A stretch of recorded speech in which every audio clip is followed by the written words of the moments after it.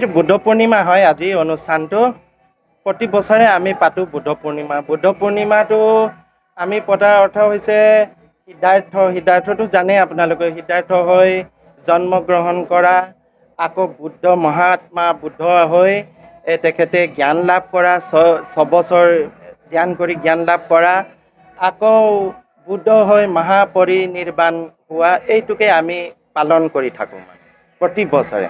আৰু লগতে বিশেষকৈ আজি মই খুব মনতে সুখী হৈছোঁ, জুবিনে মোক কৈ থৈ যোৱা এই বুদ্ধ মূৰ্তি এটা সাজিবলৈ কাৰণে। তাৰপিছতে সিও কামৰ ব্যস্ত, ময়ো কামৰ ব্যস্ত থাকি সি নোহোৱা হোৱাত মই এতিয়া উপায় নাইকিয়া হৈ গ'ল, বুদ্ধ মূৰ্তিকে মই সাজিম আৰু তেখেতৰ নামতে আজি শুশ্ৰূষা কৰি দিছোঁ। চিৰ যুগমীয়া হৈ থাকিব, তেখেতৰো একেবাৰে মনটো শান্তি পাব। মই মনটো মুকলি হৈছে আজি তাৰ কামটো সম্পূৰ্ণ কৰি দিয়াৰ বাবে।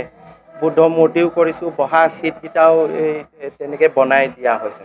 এইটো কাৰণেই আমি পতা হৈছে, লগত তাৰ কাৰণেও খুব ভাল হৈছে। আৰু বুদ্ধ পূৰ্ণিমাৰ দিনাখনেই মই সিদ্ধান্ত কৰিছোঁ তেখেতৰ এই মূৰ্তিটো মই আজি তেখেতৰ নামত শুশ্ৰূষা কৰিম। এইটো বুদ্ধ পূৰ্ণিমা হয় আজি অনুষ্ঠানটো প্ৰতি বছৰে আমি পাতোঁ বুদ্ধ পূৰ্ণিমা। বুদ্ধ পূৰ্ণিমাটো আমি পতাৰ অৰ্থ হৈছে সিদ্ধাৰ্থটো জানেই আপোনালোকে, সিদ্ধাৰ্থ হৈ জন্মগ্ৰহণ কৰা, আকৌ বুদ্ধ মহাত্মা বুদ্ধ হৈ তেখেতে জ্ঞান লাভ কৰা, ছবছৰ ধ্যান কৰি জ্ঞান লাভ কৰা, আকৌ বুদ্ধ হৈ মহাপৰিনিৰ্বাণ হোৱা, এইটোকে আমি পালন কৰি থাকোঁ মানে প্ৰতি বছৰে। আৰু লগতে বিশেষকৈ আজি মই খুব মনতে সুখী হৈছোঁ, জুবিনে মোক কৈ থৈ যোৱা এই বুদ্ধ মূৰ্তি এটা সাজিবলৈ কাৰণে। তাৰপিছতে সিও কামৰ ব্যস্ত, ময়ো কামৰ ব্যস্ত থাকি সি নোহোৱা হোৱাত মই এতিয়া উপায় নাইকিয়া হৈ গ'ল, বুদ্ধ মূৰ্তিকে মই সাজিম আৰু তেখেতৰ নামতে আজি শুশ্ৰূষা কৰি দিছোঁ।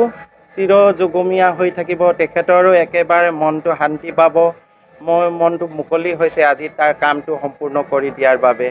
বুদ্ধ মূৰ্তিও কৰিছোঁ, বহা চিটকেইটাও তেনেকৈ বনাই দিয়া হৈছে। এইটো কাৰণেই আমি পতা হৈছে, লগত তাৰ কাৰণেও খুব ভাল হৈছে। আৰু বুদ্ধ পূৰ্ণিমাৰ দিনাখনেই মই সিদ্ধান্ত কৰিছোঁ তেখেতৰ এই মূৰ্তিটো মই আজি তেখেতৰ নামত শুশ্ৰূষা কৰিম।